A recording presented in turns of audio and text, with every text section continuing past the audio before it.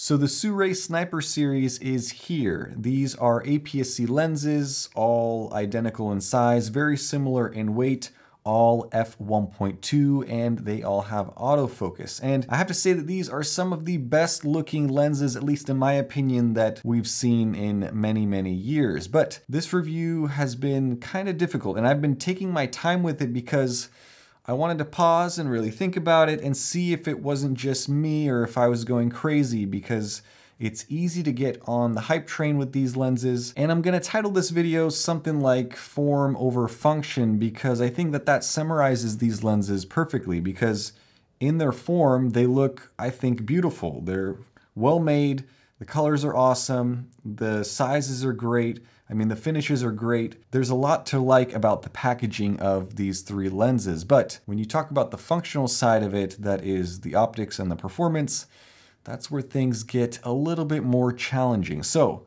let's jump in and check out these brand new lenses. Now, when I first heard about these lenses, I was immediately excited. I wanted them to be good. I wanted these to be a faster, cheaper alternative to the Sigma Trio, or I should say the Sigma Quartet. Now, packaging, as I mentioned, is brilliant. You get a very nice case if you buy all three. The lenses are vacuum sealed, presented well. This color is called white ceramic, I believe, and if it's too white for you, there is a black and gray carbon fiber version that looks pretty awesome as well. And there's also a silver version, which looks insane. Anyway, 23mm, 33mm, and 56mm. That is roughly 35, 50, and 84mm equivalent on a full frame camera, which are three very standard focal lengths. All of these lenses are f1.2, which is very fast, great for low light work. They all share the same size, which is a few millimeters shorter than the Sigma 16mm for reference. Weights are all similar, 374, 392, and 410 grams, going from widest to telephotoist. The build is good. It's a mix of metal and plastic and glass, but this paint or coating on the body of these white lenses is something that I haven't seen before. They call it ceramic, and it kind of feels like that. Smooth, you can't really tell if it's a plastic lens painted with a high-end finish or a metal lens coated with some impenetrable coating. Around the bottom, metal mount, electronic connections, USB-C port for firmware updates, no weather sealing. On the body, there is a nice embossed Sirui logo, AF APS-C here on the side, and all of this is executed very well. Focus ring is all electronic or fly-by-wire, but it rotates smoothly, easy to grip. I like the gray front portion of this lens. It's metal and it's surrounded by this signature blue line. Around the front, the lens specs and 58mm filter diameter. The lens elements vary depending on the lens that you are looking at. All three lenses come with lens hoods, and these are all plastic, the same ceramic style coating on the outside, but they are light and plastic otherwise. The 23 and the 33 seem to have the same hood, and the 56 has a deep one. So these are three great looking lenses, and perhaps that's why there's so much excitement surrounding their release, because they are extremely photogenic,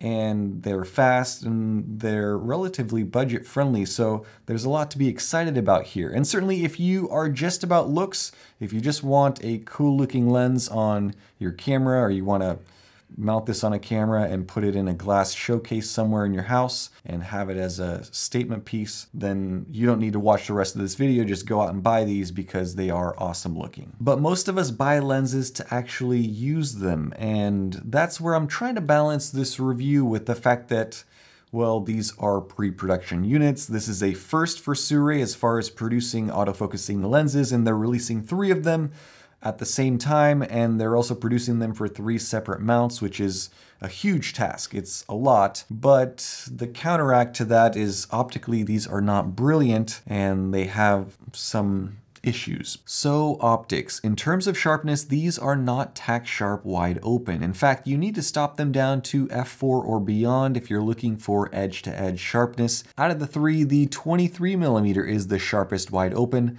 then the 33, and then the 56. And that 56 is an odd one. It's soft, hazy, also described as, quote, dreamy by those trying to spin negative news into a positive. So how much softer are they than the Sigma lenses? Well, let's take the 23mm Sirui, which is the best one, and compare it to the 23mm f1.4 from Sigma. It's odd because it seems to be soft in the center at f1.4, but the mid-frame and corners seem to be okay. You can see a huge difference in chromatic aberration, which I will talk about later, and look at the barrel distortion and the colors. The warm tones compared to the Sigma, that's an interesting one. Looking at the 56mm Sirui versus the 56mm Sigma, again, these are at f1.4, so the Sirui does have an advantage, but although both lenses locked onto the eyes, only one is sharp. And you can see there are more issues with the bokeh, which has some color fringing and outlining. So if you are looking for a technically sharp set of lenses, the Sigma Quartet is still the set to get. One of the biggest issues with the Sirui lenses is chromatic aberration. When it shows up a lot. F1.2 is very fast, and if you have any sort of contrasting edges, you're going to see green and purple a lot. The 56mm seems to be the worst one when it comes to aberration. Then I have to talk about flaring, which on the 23 and the 33mm is okay, although you can still see that as well. On the 56mm, there is some significant loss of contrast, some ghosting, and a bunch of colors, and unfortunately the lens hood doesn't help.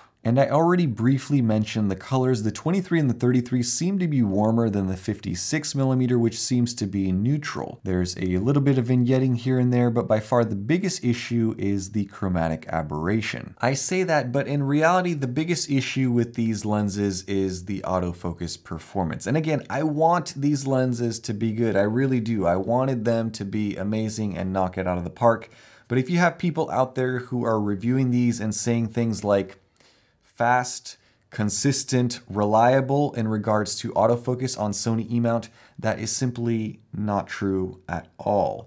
At least not on this current firmware. I don't know if the firmware has been updated already or if it's coming in the future. I'm sure it's coming in the future, but as of the date of recording this video, today's, I think, the 20th of November, yeah, it's not reliable. And again, I will say that these are pre-production sample lenses. In fact, they don't work at all with my Sony a6700. I'm told that the retail version of the firmware will have all of the ability to work with the newest camera bodies. So these samples that you're seeing are from my Sony ZV-E10. The autofocus would work at times, but then on occasion, you simply could not get it to work. There were moments where it took me over a minute, and I'm not exaggerating, to snap a single photo. The autofocus would hunt, but in an aimless way, as if it didn't know what its job is. And even for video, there were a number of moments where it would track okay up close, and then it would just lose the subject and seemingly give up and never try to recover. Very strange. And this didn't happen all the time. There were moments where these lenses were brilliant and they focused quickly and correctly, but those were sprinkled amidst a lot of other frustrating moments. And that is simply a shame. Again, I'm hoping that it's just my version and the firmware that's not updated that's causing these issues, because there is a lot that these lenses get right. The styling, the build, the size, the consistency and filter threads, the f1.2 aperture, the price, these are all just about $300 each USD, unless if you buy the full set. But there are also a number of things to factor into your buying decision, at least right now. Another thing that these three lenses do get right is focus breathing. There's almost no focus breathing whatsoever with these three, which is truly remarkable for the sizes and the fact that they were able to cram in all the different elements and sizes into the same body with autofocus and still get basically no focus breathing. And if I'm honest, I'm astounded that Sirui was able to produce these three lenses so quickly and release them in basically record time. I think it took Sigma something like 5 years probably to develop these lenses here that we know and love. I mean, they started out with a 30mm, then they got the, was it 16 after that, then the 56, then the 23. There's probably 5 years of R&D that went into the Sigma lenses, and here we have Sirui coming out with this set in probably a year's time, which is crazy. And it kind of reminds me of a quote that I kind of live by, and that is, "Nothing great, serious, or lasting can be done in a hurry." And that applies to a lot of things in life. I think that what Sirui really needed was probably just more time. More time to maybe fine-tune some of the coatings to get rid of the chromatic aberration, more time just to get the tones identical across the set of lenses, more time to tweak the performance on the 56mm to make it match up to the others in terms of just sharpness at f1.2, and certainly more time to work on the firmware to make sure that the autofocus was up to the task of keeping up with modern camera bodies. These lenses are good, but they could have been great. They could have been brilliant, and they still can be great with future firmware updates, but for my money, it's harder to gamble on the promise of firmware updates than it is to spend the little extra money on a set of lenses that are proven to be optically brilliant, even if they aren't all the same size and don't look nearly as cool, but that's just me. But let me know what you guys think down in the comments section below. If you are interested in backing the Indiegogo campaign for this setup and securing your own, right now early bird pricing is going on, so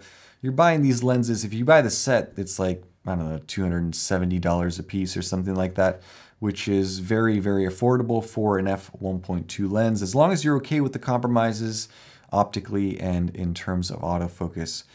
So definitely check that out in the description. Thank you guys so much for all of your comments, all of your likes, and your support. Stay tuned for more. Have a great day. Bye-bye.